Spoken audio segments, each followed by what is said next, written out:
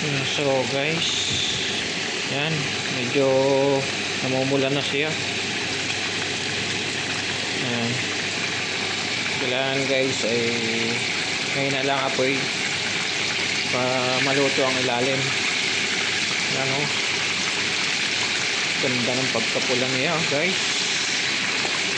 Yan, sa mga baguhan ng content creators diyan,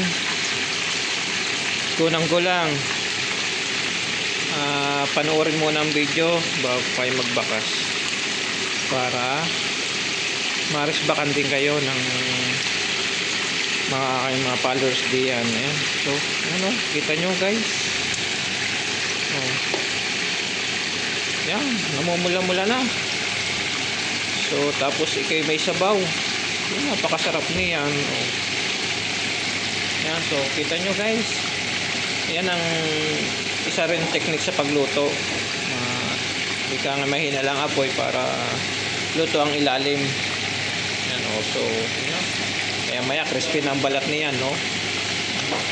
Ayan, so guys, shoutout lagi sa inyo at sa mga followers ko diyan. Salamat sa nag-share na aking video, sa nagla-like, comment lang kayo lagi.